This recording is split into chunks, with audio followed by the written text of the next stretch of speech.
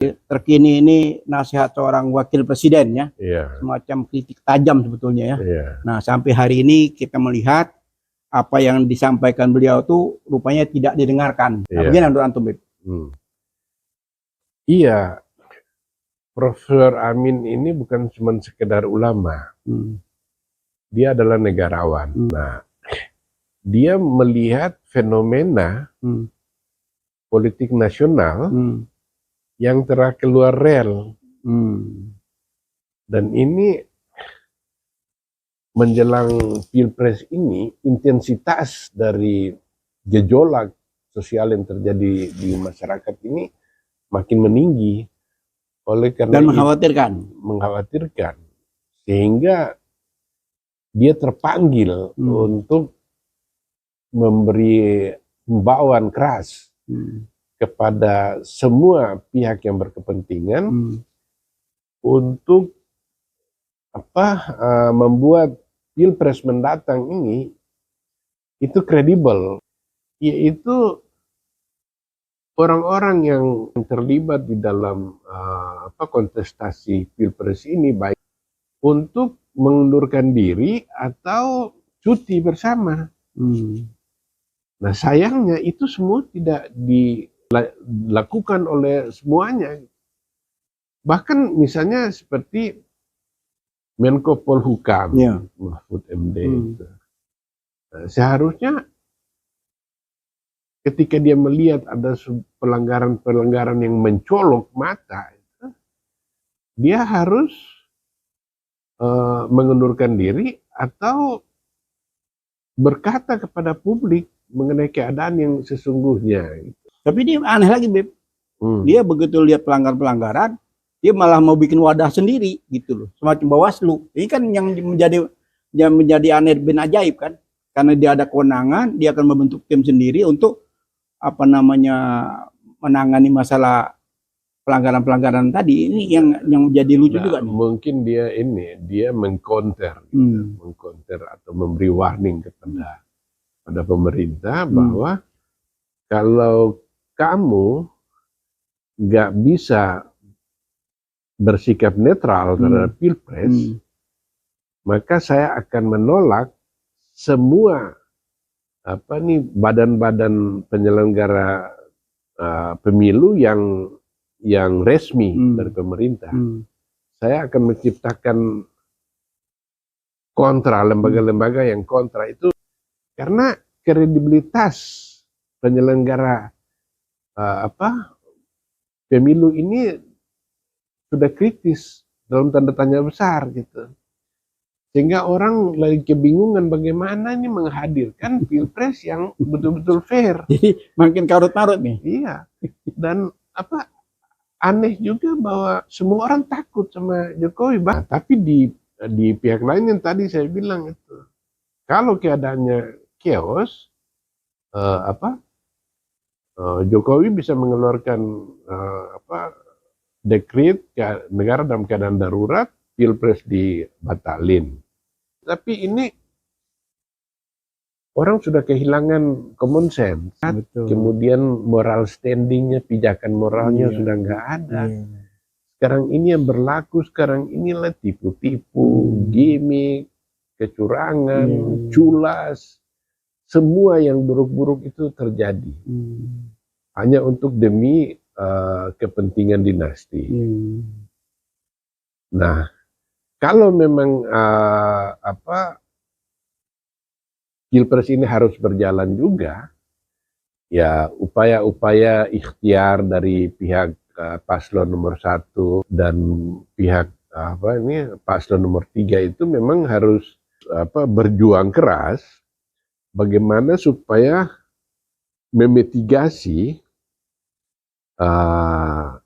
kecurangan yang sedang berlangsung, paling tidak mengecilkan, karena kalau menghilangkan semua kecurangan itu hampir-hampir bisa dikatakan mustahil gitu.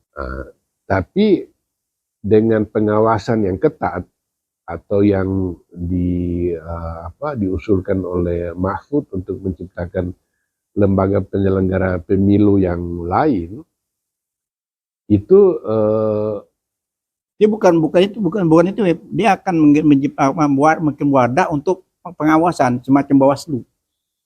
Oh Gitu iya, loh, iya, semacam iya. Bawaslu. Iya, ini kan sebenarnya ekspresi kekecewaan dia terhadap Bawaslu. Gitu. Cuman apakah masalahnya efektif kita buat satu lembaga pengawas di luar, sementara yang mempunyai fasilitas, mempunyai sumber daya apa semua itu Iya, pemerintah ya, itu. sesuai undang-undang kan ada di Bawaslu semua kan. Iya. Ini apa ini payung hukumnya apa kan? Iya. Kan jadi repot lagi kan? Iya, betul itu. Jadi repot lagi. Dan apakah suaranya dia mendapat legitimasi nggak di kalangan rakyat? Ya, secara kalau menurut perundang-undangan jelas itu kewenangan Bawaslu, titik selesai kan? Iya. Gitu. Tidak bisa ujuk-ujuk bikin wadah baru lagi untuk apa namanya sebagai semacam pengawasan kan itu kan? Iya, luar biasa. Dan ini kalau penyelenggara pemilu di Indonesia ini bermain-main, tidak mendengar himbauan dari Profesor Dr. Kiai Haji Ma'ruf Amin untuk menciptakan pilpres yang fair, yang netral, maka kita ini akan mau nggak mau itu akan diintervensi bisa dari pihak luar kalau terjadi chaos.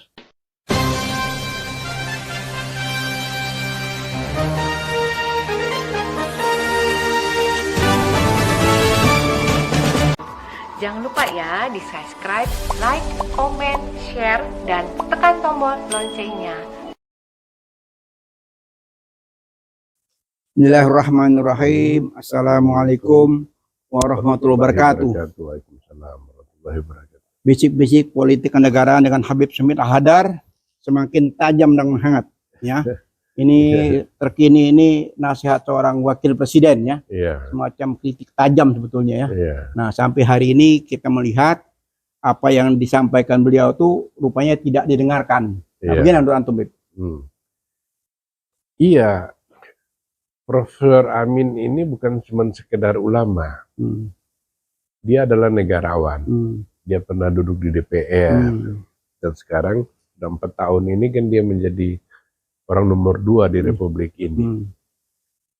Nah, dia melihat fenomena politik nasional yang telah keluar rel, dan ini menjelang pilpres ini, intensitas dari gejolak sosial yang terjadi di masyarakat ini makin meninggi.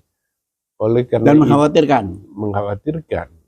Sehingga dia terpanggil untuk memberi himbauan keras kepada semua pihak yang berkepentingan untuk membuat pilpres mendatang ini itu kredibel dan legitimated di mata publik. Sementara itu tadi harapan, sementara realitas di lapangan itu membuat kita pesimis bahwa pilpres ini akan berlangsung fair itu. Nah, sebelum semua yang dikhawatirkan masyarakat dan kemungkinan semakin intensnya gejolak masyarakat itu, Kiai Haji Ma'ruf Amin itu cukup relevan dan merupakan kewajiban dia untuk meminta dengan sangat bagaimana supaya para menteri yang ada di kabinet ini menjalankan aturan main pilpres yang telah digariskan oleh undang-undang, yaitu orang-orang yang menteri-menteri yang terlibat di dalam kontestasi pilpres ini, baik sebagai legislatif, caleg maupun sebagai capres cawapres, itu untuk mengundurkan diri atau cuti bersama. Nah sayangnya itu semua tidak tidak dilakukan oleh semuanya. Bahkan misalnya seperti Menko Polhukam, Ya. Mahfud MD, itu. Dia kan Menteri Koordinator Politik, Hukum dan Keamanan. Betul. Nah, seharusnya ketika dia melihat ada pelanggaran-pelanggaran yang mencolok mata, dia harus mengundurkan diri atau berkata kepada publik mengenai keadaan yang sesungguhnya. Gitu. Tapi paling baik itu kalau dia mengundurkan diri. Tapi dia aneh lagi, Beb.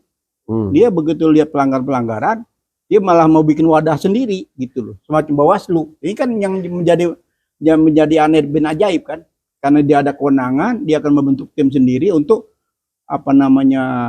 menangani masalah pelanggaran-pelanggaran tadi. Ini yang jadi lucu juga nih. Mungkin dia mengcounter, mengcounter atau memberi warning kepada pemerintah bahwa kalau kamu nggak bisa bersikap netral terhadap pilpres, maka saya akan menolak semua badan-badan penyelenggara pemilu yang resmi dari pemerintah. Saya akan menciptakan kontra, lembaga-lembaga yang kontra. Itu sama dengan dulu ketika ICMI diresmikan oleh Pak Harto. Waktu itu Gus Dur membuat forum demokrasi, menghadirkan para tokoh nasional untuk mengcounter ICMI ini. Itu cikal bakal perpecahan ya. Iya. Nah itu, ini Mahfud melihat seperti itu. Apakah benar tuh langkah-langkah Mahfud ini? Mungkin sebagai gertak, ya bagus juga gitu. Dia paling sedikit dia memberi warning kan. Nah, pada momen ini kalau lembaga itu didirikan oleh Mahfud, malah akan dapat dukungan karena kredibilitas penyelenggara pemilu ini sudah kritis, dalam tanda tanya besar gitu. Sehingga orang lagi kebingungan bagaimana ini menghadirkan pilpres yang betul-betul fair. Jadi makin karut-marut nih. Iya. Dan aneh juga bahwa semua orang takut sama Jokowi. Bahkan Nasdem itu sudah kehilangan 2 menteri. Dan dia mengusung Anies yang dianggap sebagai oposannya Jokowi. Tapi masih ada 1 menteri di sana pun dia nggak berani narik. Sebagaimana yang lain-lain juga dia tidak mau melihat dirinya sebagai oposisinya Jokowi. Jadi orang masih takut terhadap Jokowi. Ada apa tuh BP? Ini antara wakil presiden dan presiden bertolak belakang kan? Iya, ya, betul. Satu sisi presiden bilang tidak perlu cuti. Tapi wakil presiden menyatakan terakhir kan karena dia melihat kendala ya. Nah setelah tidak cuti kan timbul kendala. Kendala penyalahgunaan kewenangan. Yang susah memisahkan antara menggunakan fasilitas negara dan tidak menggunakan. Gimana membedakannya kan gitu kan? Nah timbul pertanyaan besar dan menjadi semacam keributan publik ya. Nah, karena keluarlah suara dari seorang wakil presiden kan menghimbau untuk yang kesekian kalinya ya, kan beberapa kali kan. Nah dia menjawab supaya segera mungkin. Nah ini harusnya kan segera sadar kan antara yang punya jabatan-jabatan ini kan, supaya tidak semakin memanaskan suasana perpolitikan ini. Iya, jadi kalau Mahfud Amin itu lebih mengutamakan politik kenegarawanan, yaitu kepentingan bangsa dan negara itu jauh di atas kepentingan kelompok gitu. Nah, dalam hal ini dia berseberangan dengan Jokowi karena motif Jokowi adalah kepentingan dinasti, politik dinasti gitu. Jadi mereka ini bertolak belakang. Mahfud Amin ini sudah selesai dengan dirinya. Ya Dia mungkin nggak timbul kalau terus-menerus seperti ini, mungkin nggak timbul nanti perpecahan atau berpisah di tengah jalan seperti terjadi di eranya Soekarno dulu. Saya kira enggak juga, karena di dalam fikihnya Nahdlatul Ulama atau Ahlus Sunnah wal Jamaah, itu yang mereka pegang itu termasuk oleh Gus Dur, itu bahwa 60 tahun di bawah pemerintahan yang zalim masih lebih baik daripada 1 hari terjadinya kekosongan pemerintahan. Nah, jadi kalau misalnya menteri-menterinya bubar seperti ketika Soeharto Orde Baru menjelang jatuh itu kan Ginanjar Kartasasmita kan memobilisasi menteri-menteri supaya mundur, dan itu membuat Megawati itu trauma dengan hal-hal gitu. Bapaknya itu dijatuhkan dengan cara seperti itu. Soeharto lalu dia alami seperti itu. Nah, dia ada ketakutan untuk kemungkinan menimbulkan chaos. Yang kedua juga bisa dikata begini. Ternyata faktor Jokowi ini nggak bisa disepelekan begitu aja. Gitu.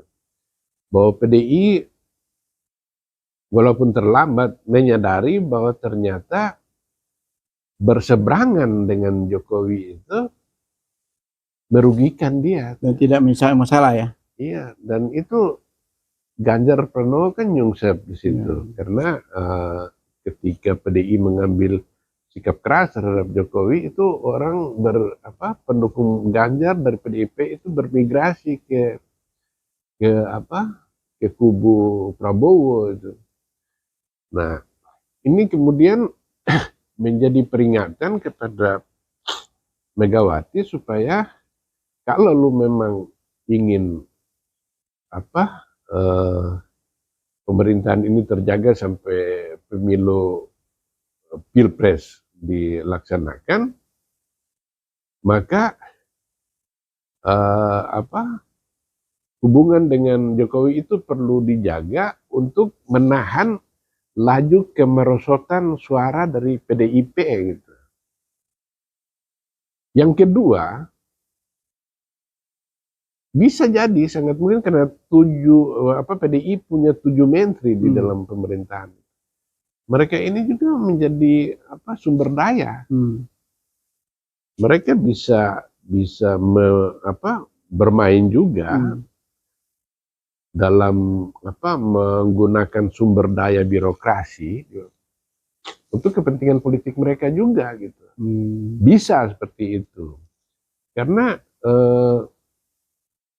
buat apa gitu? Tetap berada di kementerian itu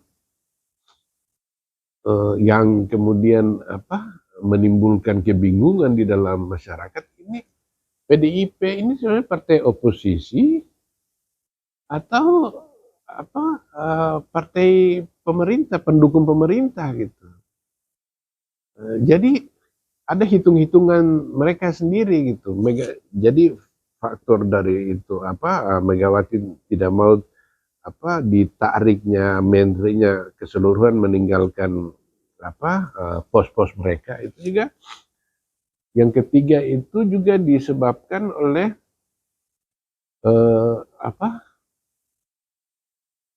kalau dia tarik seluruh menteri itu, maka pemilu tidak akan terlaksana, terjadinya chaos, dan itu yang dikehendaki oleh Jokowi gitu. Yaitu memperpanjang kekuasaannya dia. Nah, cuma di pihak lain di pihak lain saya juga harus mengutip dari pernyataan dari almarhum Rizal Ramli, Dr. Rizal Ramli. Mudah-mudahan dia mendapat tempat yang layak di sisi Allah, yaitu bahwa Pilpres harus berlangsung tanpa Jokowi. Oh, terakhir statementnya ya. Iya, dia beri pesan kepada Hariman Siregar. Iya, iya, iya. Nah, imbauan ini sebenarnya masuk akal. Karena kita tidak, akal sehat kita akan sulit untuk bisa berdamai dengan kenyataan bahwa ada kemauan yang kuat dan tidak bisa ditawar bahwa paslon nomor 2 ini harus memenangkan pertarungan. Sehingga imbauan almarhum Rizal Ramli itu seorang tokoh nasional, pemikir ekonomi, pembela rakyat yang dikenal jujur, itu menjadi relevan. Nah, tapi di pihak lain yang tadi saya bilang itu, kalau keadaannya chaos, Jokowi bisa mengeluarkan dekret negara dalam keadaan darurat, pilpres dibatalin. Nah, tapi di pihak lain juga, kalau PDIP kepingin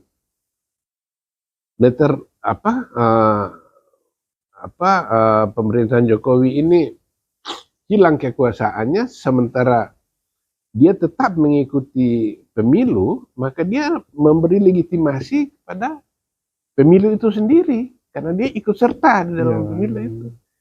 Sehingga keberatan dia atau tuduhan dia mengenai kecurangan itu kehilangan pijakannya, Bang.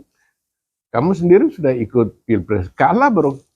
Ya sama halnya dengan Mahfud MD tadi kan, sebagai Menko Polhukam, dia kan ada di pemerintah kan. Iya. Dia mending pemerintah ada kecurangan, sementara dia ada di dalam. Iya, kan? dia ada di dalam. Kan lucu kan serba salah kan. Betul. Ya, kan dia kan sebetulnya punya kewenangan kan. Dia punya kemenangan. Iya, kewenangan dia benar. Kewenangan di bidang politik kan dia punya kan. Apabila dia lihat ini memang politik ini sudah tidak sehat, dia kan bisa berbuat sesuatu. Tapi karena dia posisi dia di dua dilematis ya. Di satu sisi dia wapres, di sisi lain dia masih sebagai Menko Polhukam. Itu yang namanya? Mungkin juga dia berpikir dari segi politik. Kalau saya bertahan di pos saya sebagai Menko Polhukam, saya masih bisa mengetahui dinamika internal di pemerintahan gitu, yang bisa dia gunakan untuk kepentingannya dia gitu di dalam pilpres. Bisa jadi itu perhitungan seperti itu. Tapi ini orang sudah kehilangan common sense, akal sehat, betul. Kemudian moral standingnya, pijakan moralnya sudah nggak ada. Sekarang ini yang berlaku sekarang inilah tipu-tipu, gimmick, kecurangan, culas, semua yang buruk-buruk itu terjadi hanya untuk demi kepentingan dinasti. Nah, kalau memang pilpres ini harus berjalan juga, ya upaya-upaya ikhtiar dari pihak paslon nomor 1 dan pihak paslon nomor 3 itu memang harus berjuang keras bagaimana supaya memitigasi kecurangan yang sedang berlangsung, paling tidak mengecilkan, karena kalau menghilangkan semua kecurangan itu hampir-hampir bisa dikatakan mustahil gitu. Tapi dengan pengawasan yang ketat atau yang diusulkan oleh Mahfud untuk menciptakan lembaga penyelenggara pemilu yang lain, itu dia bukan itu, dia akan membuat wadah untuk pengawasan semacam Bawaslu. Oh iya, semacam Bawaslu. Iya, ini kan sebenarnya ekspresi kekecewaan dia terhadap Bawaslu yang ternyata tebang pilih gitu. Iya. Nah, itu yang dibuat itu sebuah manuver yang bagus lah untuk Dan apalagi kalau keinginannya dia ini atau tawaran dia lakukan ini itu betul-betul terwujud gitu. Cuman apakah masalahnya efektif kita buat satu lembaga pengawas di luar, sementara yang mempunyai fasilitas, mempunyai sumber daya apa semua itu Ya, pemerintah ya, itu. sesuai undang-undang kan ada di Bawaslu semua kan. Iya. Ini apa ini payung hukumnya apa kan? Iya.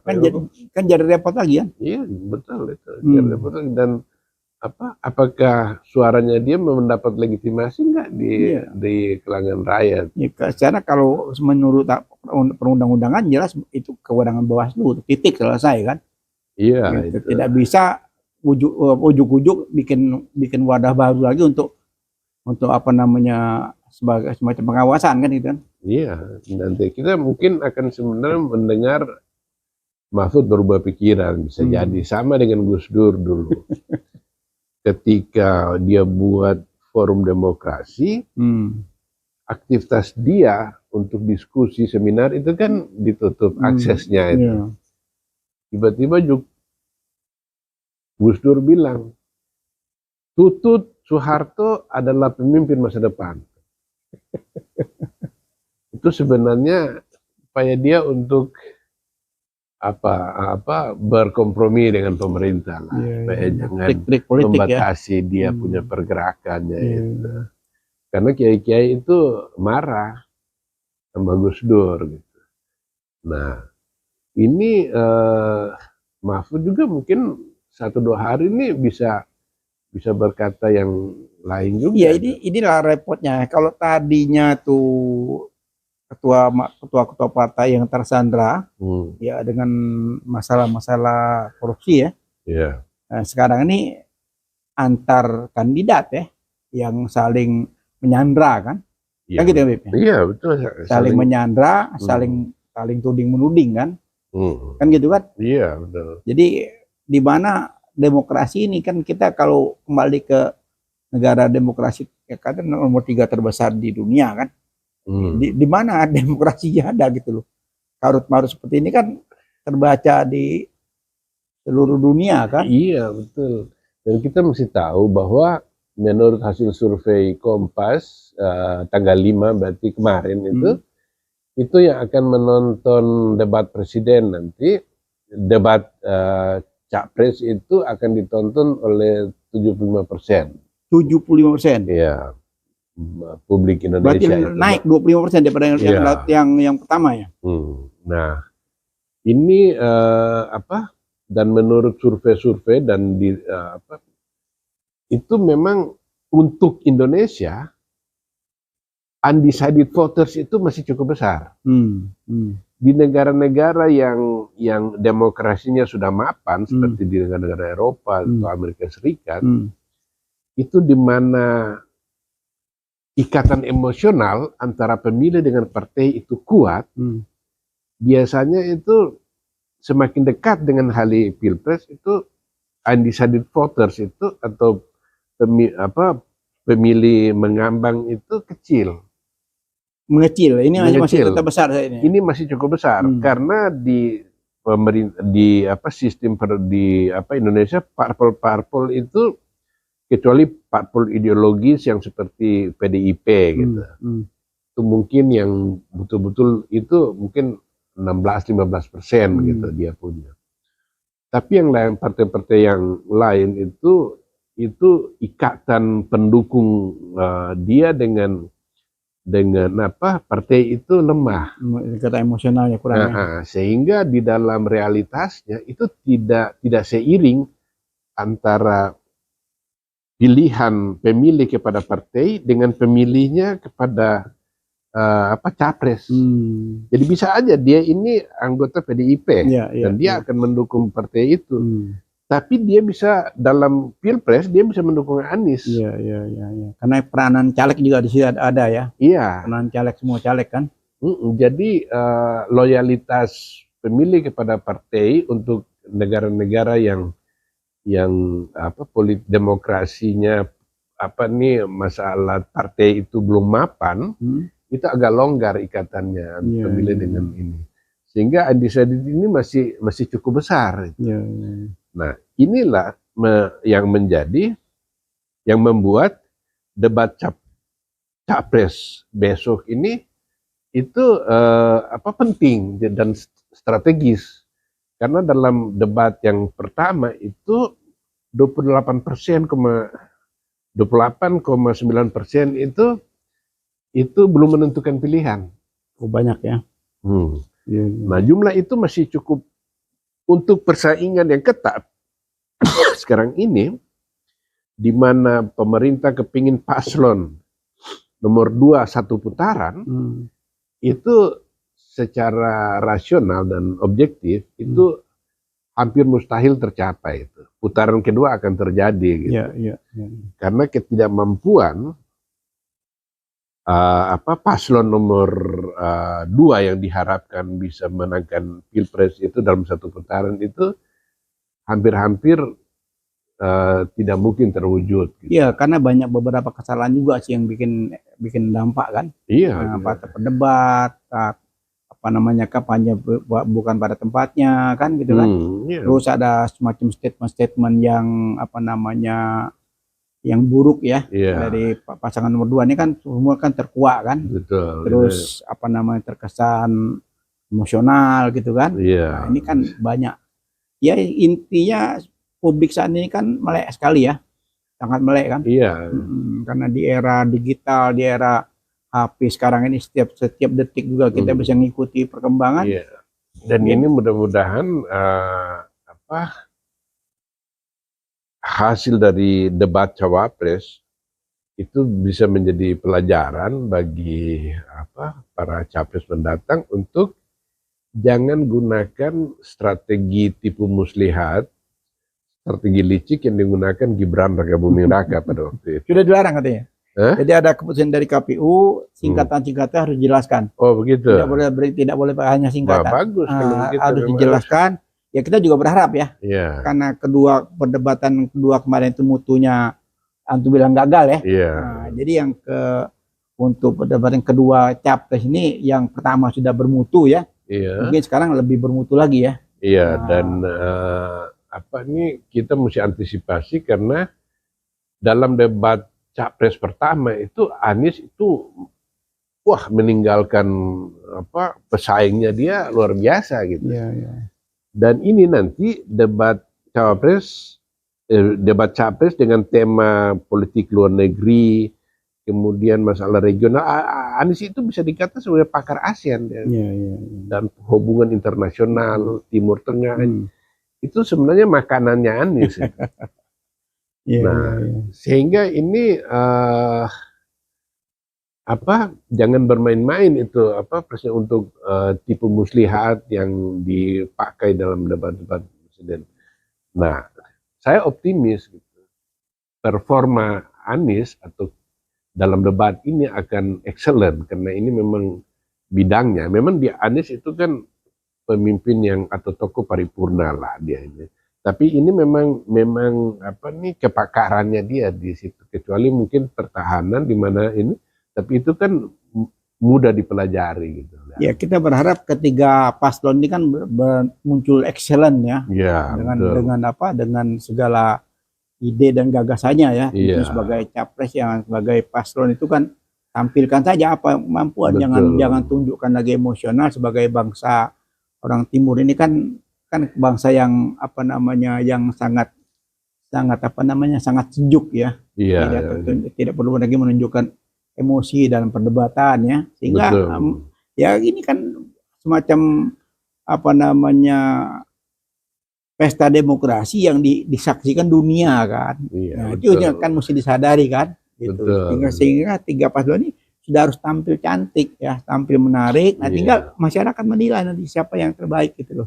Dan ini akan makin disorot oleh dunia internasional karena jangan lupa bahwa Indonesia ini secara ekonomis dengan produk domestik bruto yang mencapai 1,2 triliun dolar, itu dia menduduki peringkat ke-16 di dunia. dengan skala ekonomi seperti itu, sehingga suatu kejadian politik di Indonesia itu bisa mengganggu perekonomian dunia kalau terjadi chaos atau gangguan. Jadi semua mata sekarang ini memandang ke Indonesia nih. Jadi ada dua, satu di Palestina, satu ke Gaza, kedua di Indonesia ya. Indonesia itu luar biasa. Dan ini kalau penyelenggara pemilu di Indonesia ini bermain-main, tidak mendengar himbauan dari Profesor Dr. Kiai Haji Ma'ruf Amin untuk menciptakan pilpres yang fair, yang netral, maka kita ini akan mau nggak mau itu akan diintervensi bisa dari pihak luar kalau terjadi chaos. Karena di tatanan global saat ini itu sudah tidak bisa lagi sebuah negara itu, kejadian di sebuah negara itu terisolasi dari masalah global, karena saling terkait. Jadi intinya kekuasaan jangan bermain-main ya. Iya, karena dunia internasional juga ikut campur kan. Tidak bisa dianggap sepele ya. Betul. Tidak bisa kekuasaan itu mereka anggap segala-galanya di pihak mereka, bahwa tangan-tangan internasional juga punya kepentingan kan. Punya kepentingan, jangankan kita Indonesia. Pemilu Pilpres Amerika Serikat di mana Donald Trump menang itu, Amerika Serikat sampai sekarang masih itu bahwa Rusia campur tangan dalam kemenangan Donald Trump. Karena Donald Trump kan dekat dengan Putin. Nah, apalagi Pilpres Indonesia yang kalau di tingkat global, ya Indonesia berbagi pengaruh dengan kekuatan-kekuatan menengah. Indonesia kan kekuatan menengah. Tapi kalau secara regional itu profil Indonesia itu adalah satu strategis karena dia menguasai belahan timur dari Selat Malaka, tempat lalu lalangnya kapal-kapal komersial gitu. Jadi taruhan atas keamanan regional di mana Indonesia adalah jangkar di situ, semua pihak berkepentingan. Jepang, Australia, India, Amerika Serikat, dan Uni Eropa itu, NATO juga. Karena apabila gangguan terjadi di Indonesia, maka sebagai negara dengan ekonomi terbesar nomor 16 di dunia dan sedang meningkat, maka semua itu seperti satu tubuh. Itu kalau salah satu anggotanya sakit akan terasa sakit seluruh tubuh kita. Iya, jadi mungkin semacam nasihat ya seorang pakar internasional ya. Apa Beb untuk rezim ini supaya kita tidak kena musibah ya. Kalau sampai intervensi dari luar ikut terjun ke negeri kita kan dapat semua kan? Iya. Gimana berantemnya? Ya, menurut saya semua pihak di dalam negeri ini tuh melepaskan kepentingan-kepentingan sempit untuk kepentingan golongan, tapi mendahulukan kepentingan negara, bangsa dan negara. Oleh karena itu wujud dari sikap kita dalam mementingkan eksistensi negara Republik Indonesia yang maju dan sejahtera itu adalah kebersamaan di antara semua komponen bangsa. Oke, bersaing itu sudah sangat wajar dalam pemilu, apalagi pilpres itu memang ajang perebutan kekuasaan yang resmi dan legitimasi untuk mencegah terjadinya kelompok-kelompok liar yang mengambil kekuasaan. Disediakan mekanisme 5 tahun sekali pilpres diadakan untuk kemungkinan terjadinya pembaharuan dalam negeri. Nah, semua pihak itu harus menyadari ini pikul kepentingan bangsa, negara, dan rakyat itu di atas pundaknya untuk segala-galanya. Karena kalau hal ini tidak dilakukan dan kemudian efeknya bisa kita bayangkan sendiri betapa mengerikannya itu, maka cita-cita Indonesia yang makmur itu hanya negara yang makmur, sejahtera, maju, dan bermartabat. Hanya mimpi. Internasional, hanya mimpi di siang bolong. Baiklah, mudah-mudahan jangan ya semacam nasihat dari Habib Smil Al-Haddad ini sebagai pakar Timur Tengah, pakar nasional juga. Elit-elit politik mendengarkan ya, jauhkan kepentingan pribadi, kepentingan kelompok, apalagi kepentingan keluarga. Apalagi kepentingan keluarga demi bangsa dan negara dan pergaulan internasional ya Habib ya. Karena kita ini bagian dari bangsa-bangsa di dunia ya. Sehingga kita harus jaga, dengarkan nasihat dan masukan dari seorang wapres ya. Dengarkanlah sesegera mungkin, mumpung masih ada waktu ya, bagi menteri yang masih menjabat segera cuti sehingga tidak lagi menimbulkan kegaduhan dan kegaduhan. Iya, betul. Baiklah, kita akhiri bisik-bisik politik kenegaraan tentang kondisi terkini ini dengan Habib Smil Al-Haddad. Ya, makasih Beb ya. Terima kasih banyak. Wabillahi taufik wal hidayah. Wassalamualaikum warahmatullahi wabarakatuh. Jumpa lagi di session yang lebih tajam dan lebih menarik. Ya. Masya Allah.